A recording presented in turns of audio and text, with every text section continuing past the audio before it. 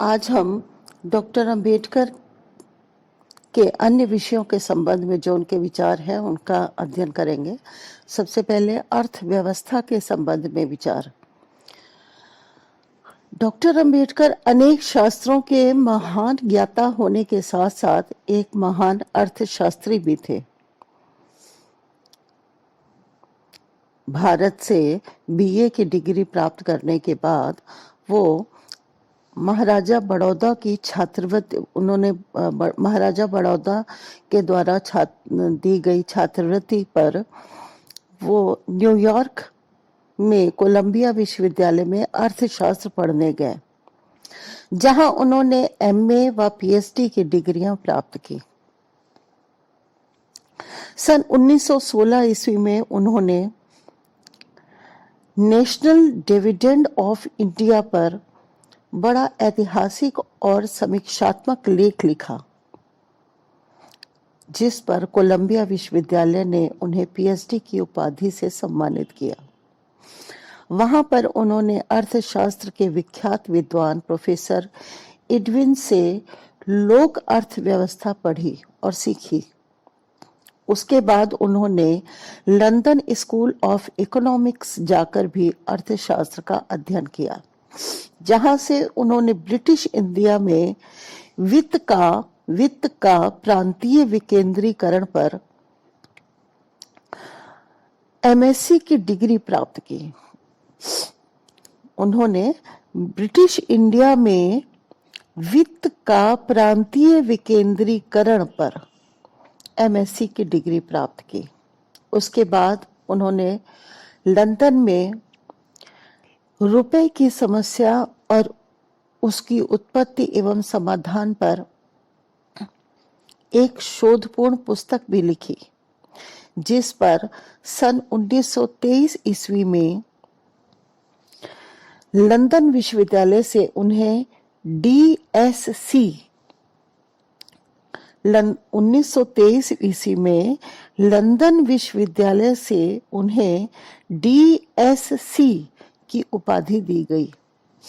इस पुस्तक को पढ़कर अर्थशास्त्र के महान विद्वान प्रोफेसर एडविन कैनन ने लिखा था कि मेरी जानकारी में इस विषय पर इतना विस्तृत अध्ययन और शोध पहले कहीं नहीं किया गया है। और डॉक्टर अंबेडकर ने कुछ समय जर्मनी जाकर भी अर्थशास्त्र का अध्ययन किया था और ब्रिटेन के अपने प्रवास काल में उस समय के विश्वविख्यात अर्थशास्त्रियों जैसे प्रोफेसर लॉस्की, लॉर्ड इटली और प्रोफेसर एडविन कैनन के संपर्क में भी डॉक्टर अंबेडकर रहे थे। डॉक्टर अंबेडकर अपने समय के विख्यात अर्थशास्त्रों में गिने जाते थे और अनेक वित्तीय एवं आर्थिक मामलों में उनके विचारों को बड़ा प्रामाणिक माना जाता था तथा उन्हें बड़ा महत्व भी दिया जाता था। अपने समय में वही केवल एक ऐसे सांसद थे जो भारतीय वित्त एवं बैंकिंग की किसी भी समस्या पर विस्तार एवं अधिकार के साथ प्रमाणित सांख्यिकी सूचना व आंकड़े आदि दे सकते थे। इन विषयों पर उनका इतना गहरा अध्ययन था कि किसी भी वित्तीय एवं आर्थिक समस्या पर वो बड़ी विद्वता के साथ घंटों बोल सकते थे। हाँ, तो कोलंबिया और लंदन से अर्थशास्त्र पढ़कर जब वो भारत लौटे, तब बड़ौदा महाराज ने उन्हें अपने राज्य में वित्त मंत्री बनाना चाहा, किंतु राज्य में इतनी छुआछूत उस समय व्याप्त थी कि डॉक्टर अंबेडकर को बड़ौदा छोड़कर मुंबई आ जाना पड़ा, जहां पर कि वो सिडनहम कॉलेज में अर्थशास्त्र के अध्यापक बन गए। उस कॉलेज में उन्होंने कई वर्ष अर्थशास्त्र पढ़ाया, जिससे उनकी और कॉलेज दोनों की बहुत ख्याति हुई और उनके अध्यापन से उनके छात्र बड़े संतुष्ट व प्रभावित रहते थे। अब भाषाई राज्य के संबंध में विचार। सन 1956 ईस्वी में भाषा के आधार पर राज्यों का पुनर्गठन किया गया, क्योंकि तत्कालीन प्रधानमंत्री पंडित जवाहरलाल नेहरू का ये मत था कि यदि भाषा के आधार पर राज्यों का पुनर्गठन किया जाए तो वो राज्यों के सर्वांगीण विकास के हित में होगा। लेकिन डॉक्टर अंबेडकर इस मत के नहीं थे। उनका कहना था कि यदि भाषा के आधार पर राज्यों का पुनर्गठन किया जाएगा तो इससे देश के अंदर भाषा के नाम पर आपसी कलह और संघर्ष बढ़ेगा और इस तरह देश के बहुत अधिक टुकड़े हो जाएंगे जो देश की अखंडता के हित में नहीं होंगे। उन्होंने कहा कि उन्होंने कहा कि राष्ट्रीय एकता के लिए सभी के लिए एक भाषा होना जरूरी है और वो है हिंदी। डॉक्टर अंबेडकर ने लिखा है कि एक राज्य का एक भाषा का सिद्धांत विश्वव्यापी है जो संसार के अधिकांश देशों में पाया जाता है। एक भाषाई राज्य के डॉक्टर अंबेडकर द्वारा कई लाभ बताए गए हैं। ये स्थिर होता है, एक भाषाई राज्य स्थिर होता है और इन राज्यों में भ्रातृभाव पाया जाता है। एक भाषा बोलने वाले आपस में अपने को निकट और एक समझते हैं, जबकि बहुभाषीय राज्य स्थिर नहीं होते। दूसरी भाषा बोलने वालों को बहुभाषीय राज्य में भ्रातृभाव नहीं पाया जाता और दूसरी भाषा बोलने वालों को अलग समझा जाता है, भले ही उनमें सामाजिक व आर्थिक समानता पाई जाती है। इस प्रकार डॉक्टर अंबेडकर के अनुसार स्थिर और प्रजातांत्रिक राज्य का आधार भ्रातृभाव का अस्तित्व होता है। अतः एक भाषीय राज्य प्रजातंत्र में आवश्यक है।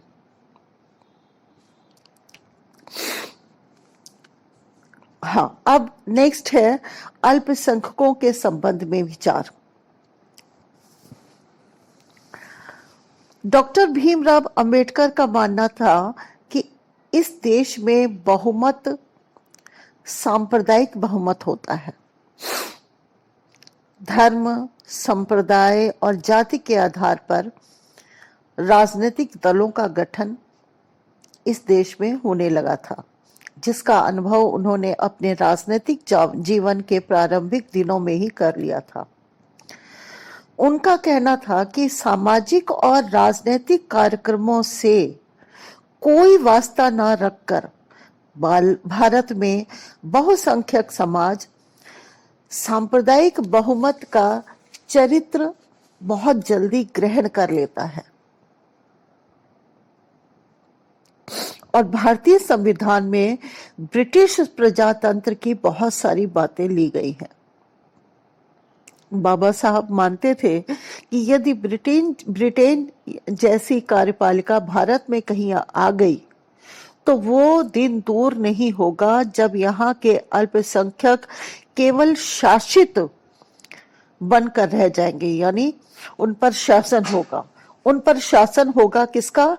बहुसंख्यक का। और इसे लोकतंत्र कदापि नहीं कहा जा सकता, बल्कि इसे साम्राज्यवाद ही कहा जाएगा।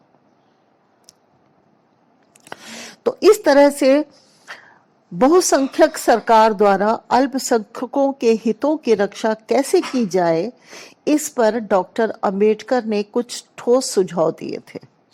जैसे फर्स्ट है, बहुमत को उस समय तक सरकार बनाने पर प्रतिबंध रहे जब तक कि अल्पसंख्यकों को उनकी बात मनवाने का अधिकार ना हो।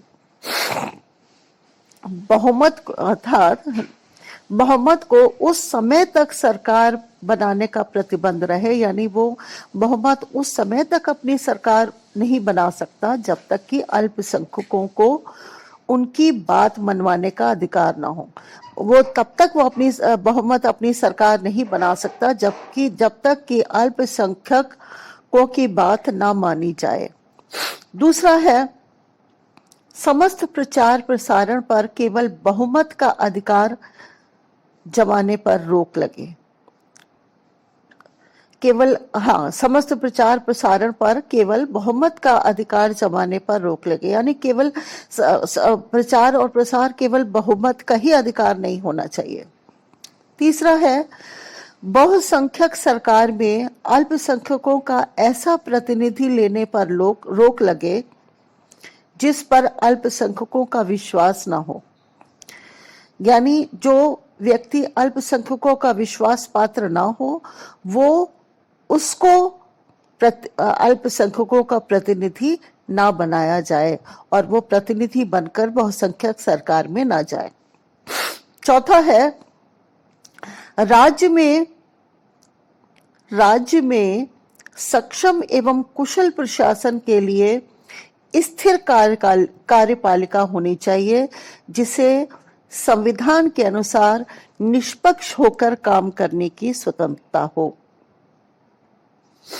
तो इस तरह से उन्होंने ये सुझाव दिया। और इसके अलावा डॉक्टर अंबेडकर के अनुसार अनुसूचित जातियों एवं जनजातियां भी इस देश में अल्पसंख्यक की श्रेणी में ही आती हैं, और बल्कि इन्हें तो अल्पसंख्यकों से भी अधिक माना जाना चाहिए। संविधान में देश के नागरिकों और अल्पसंख्यकों को जो संरक्षण दिए गए हैं वे अनुसूचित जातियों एवं जनजातियों के लिए अब पर्याप्त नहीं है। वास्तव में अनुसूचित जातियों एवं अधिकांश जनजातियों की सामाजिक, आर्थिक और शैक्षिक दशा अन्य नागरिकों व अल्पसंख्यकों की अपेक्षा इतनी खराब है कि उन्हें नागरिकों व अल्पसंख्यकों को दिए गए संरक्षणों के अलावा बहुसंख्यकों द्वारा उनके साथ किए जा रहे अत्याचारों व भेदभाव के विरुद्ध विशेष संरक्षण दिए जाने चाहिए। और उनका कहना था कि देश की अनुसूचित जातियां पूरी तरह से सवर्ण जातियों के आर्थिक प्रभुत्व के अधीन है, इसलिए सबसे पहले उन्हें उनकी आर्थिक दासता से मुक्त कराने की आवश्यकता है। इसके लिए देश में सामूहिक खेती की व्यवस्था की जानी चाहिए और सभी उद्योगों का राष्ट्रीयकरण या समाजीकरण होना चाहिए। इसके लिए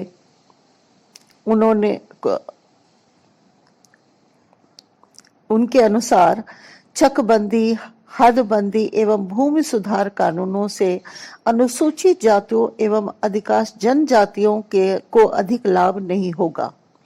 केवल सामूहिक खेती के द्वारा ही उनके हितों की रक्षा की जा सकती है। इसके साथ साथ वो सरकारी खेती के भी पक्षधर थे। अब लास्ट में एक संविधान निर्माता के रूप में उनका क्या योगदान रहा, हम इसकी चर्चा करेंगे। डॉक्टर अंबेडकर का संविधान बनाने में योगदान बहुत था, अतुलनीय था। यानी संविधान बनाने में डॉक्टर अंबेडकर का बहुत योगदान था। उन्होंने 2 वर्ष 11 माह और 18 दिन में संविधान बनाकर अपनी विलक्षण प्रतिभा का परिचय दिया। ये उनका विधि व कानूनी ज्ञान ही था कि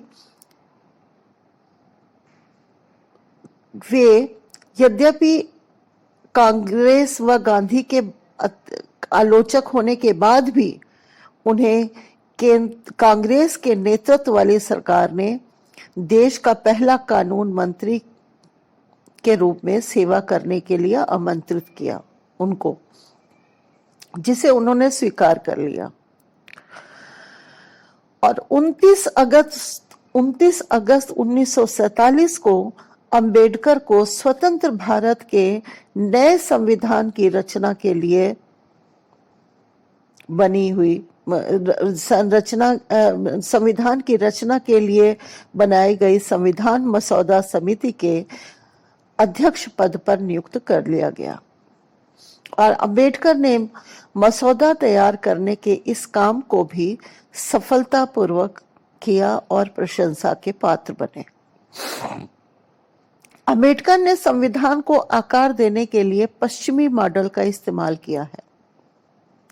ब्रिटिश, आयरलैंड, अमेरिका, कनाडा और फ्रांस सहित विभिन्न देशों के संविधान प्रावधान को समाहित किया गया, पर उनके इस कार्य में भी भारतीय भावना सर्वोपरि रही। अंबेडकर द्वारा तैयार किए गए संविधान पाठ में संवैधानिक गारंटी के साथ साथ व्यक्तिगत नागरिकों को एक व्यापक श्रेणी की नागरिक स्वतंत्रताओं की सुरक्षा प्रदान की गई, जिनमें धार्मिक स्वतंत्रता, छुआछूत का अंत और सभी प्रकार के भेदभावों को गैर कानूनी करार दिया गया। और अंबेडकर ने महिलाओं के लिए व्यापक आर्थिक और सामाजिक अधिकारों की भी वकालत की और अनुसूचित जाति और अनुसूचित जनजाति के लोगों के लिए सिविल सेवाओं, स्कूलों और कॉलेजों की नौकरियों में आरक्षण प्रणाली शुरू करने के लिए सभा का समर्थन भी हासिल किया। भारत के विधि निर्माताओं ने इस सकारात्मक कार्रवाई के द्वारा दलित वर्गों के लिए सामाजिक और आर्थिक असमानताओं को हटाने और उन्हें हर क्षेत्र में अवसर प्रदान करने की चेष्टा की।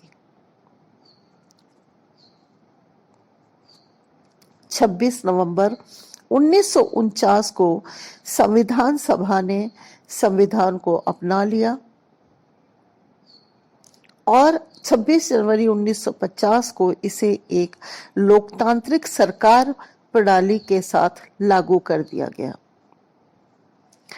डॉक्टर भीमराव अंबेडकर द्वारा लिखित भारत का संविधान अभी भी देश का मार्गदर्शन कर रहा है और आज भी ये कई संकटों के दौरान सुरक्षित रूप से बाहर उभरने में मदद कर रहा है।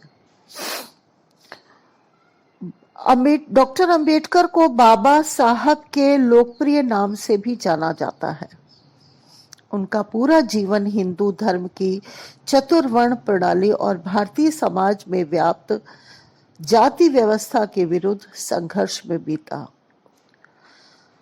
बाबा साहब को उनके महान कार्यों के लिए भारत रत्न से भी सम्मानित किया गया। तो इस तरह से हमने डॉक्टर भीमराव अंबेडकर के विभिन्न विषयों के बारे में जो उनके विचारों पर चर्चा की। Thank you.